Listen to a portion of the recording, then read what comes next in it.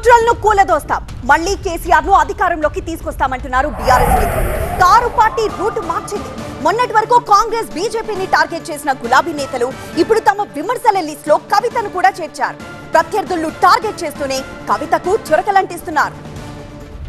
గులాబీ గీత దాటిన కవితపై విమర్శల మోత మోగిస్తున్నారు బీఆర్ఎస్ నేతలు. మొన్నటి వరకు బాస్ కూతురు అన్న గౌరవంతో సైలెంట్ గా ఉన్న కారు పార్టీ నేతలు ఇప్పుడు కవితపై కన్నెర్ర చేస్తున్నారు. కవిత పార్టీకి ద్రోహం చేశారంటూ మండిపడుతున్నారు. వెన్నుపోటు కుట్రలను ఎదుర్కొని కేసీఆర్ మళ్లీ అధికారంలోకి వస్తారన్నారు బీఆర్ఎస్ ఎమ్మెల్సీ దాసోజు శ్రవణ్. వాళ్ళ పెద్ద ఎత్తున బీఆర్ఎస్ పార్టీ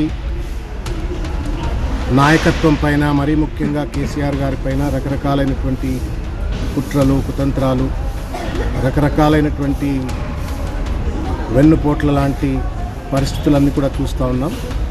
వీటన్నిటినీ కూడా తట్టుకొని నిలబడేటువంటి బలమైనటువంటి ఒక శక్తి భవిష్యత్తులో మళ్ళా ప్రజల యొక్క ఆశీస్సులతో, ఆ భ్రమరాంబిక తల్లి మల్లికార్జున స్వామి ఆశీస్సులతో మూడవసారి మళ్ళా కేసీఆర్ గారు ముఖ్యమంత్రి కావాలా అని చెప్పని మనసా వాచా కర్మణ స్వామివారికి, అమ్మవారికి పూజలు చేయడమైంది. బీఆర్ఎస్ సీనియర్ నేత హరీష్ రావు కూడా కవిత వ్యాఖ్యలపై ఆగ్రహం వ్యక్తం చేశారు. తెలంగాణ ఉద్యమం నుంచి పార్టీతో పాటు తాను కూడా అనేక కుట్రలను ఎదుర్కొన్నారన్నారు. నా 25 ఏళ్ల రాజకీయ ప్రస్థానం తెలంగాణ ప్రజల ముందు ఒక తెరిచిన పుస్తకం లాంటిది. సరే, గత కొంతకాలంగా మా పార్టీ పైన, అదేవిధంగా నా పైన కొన్ని రాజకీయ పార్టీలు చేస్తున్నటువంటి వ్యాఖ్యలనే వారు కూడా చేయడం జరిగింది.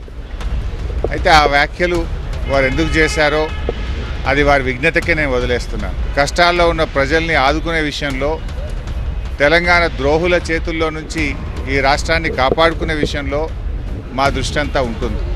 తప్పకుండా కేసీఆర్ గారి నాయకత్వంలో తిరిగి బీఆర్ఎస్ పార్టీని అధికారంలో తెచ్చుకొని ఈ ప్రజలు పడుతున్న కష్టాలను తొలగించడానికి అందరం కలిసికట్టుగా ముందుకు సాగుతాం. ఇప్పటికే కవితకు బీఆర్ఎస్ కార్యకర్తలు పూర్తిగా దూరమైపోయారు. సోషల్ మీడియాలోనూ అన్ఫాలో చేశారు. జాగృతి పోస్టులకు బీఆర్ఎస్ కార్యకర్తలు కౌంటర్లిస్తున్నారు.